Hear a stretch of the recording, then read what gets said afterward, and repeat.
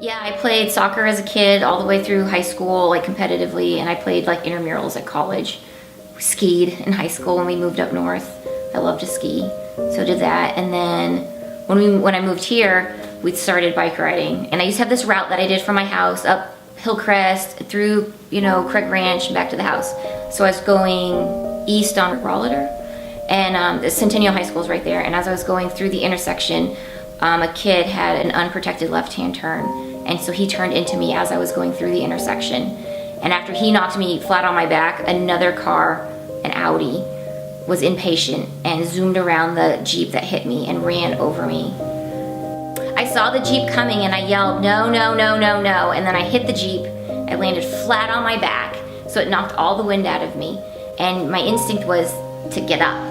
And I guess before I could get up, the other car ran over me.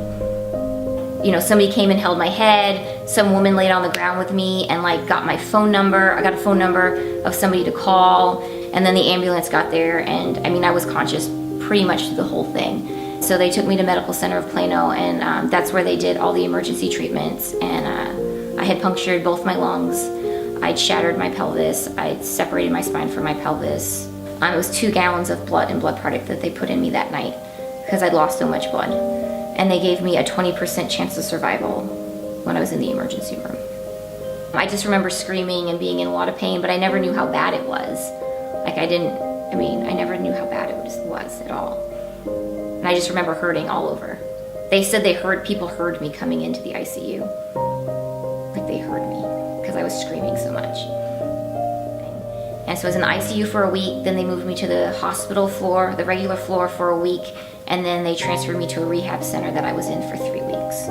When you're in a rehab center, they put belts around you if you're a fall risk, so they can grab onto you. And somebody would, it was take 10 steps today, and somebody would be behind me, holding onto me with a wheelchair, so I could take 10 steps and then sit down, and then you do it again.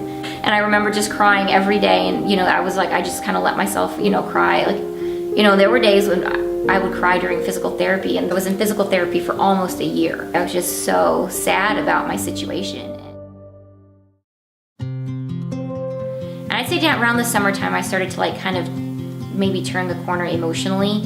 And then I lived with my brother in the fall, and one day he came, probably October, 8 or 9 months after my accident. He came home one Saturday and was like, all right, we're going for a bike ride. So I didn't have time to think about it, or you worry about it or anything. And so I got on my bicycle and we rode on trails, and I think I did 4 miles. And I think I was really excited to do it, actually. It was beating it. Everybody said I couldn't do it. Everybody said I wouldn't walk. I wouldn't have enough balance. Even if I could ride a bike, I wouldn't have the balance to ride a bike. They didn't think I'd do anything. I just decided I was gonna get better. And it didn't happen overnight. It certainly took a very long time, but I just decided I was gonna get better. I'm a safe rider, but no matter who's right or wrong, you're on a bicycle and you're gonna lose. And just because they're supposed to stop, or they should stop, it doesn't mean they will. And you don't wanna be that one that get hit because that guy just didn't stop. Or somebody's mother, brother, sister, friend.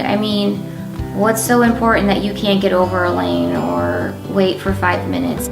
It's just the bigger picture, I guess, of we're all human beings and we should kind of want to take care of each other.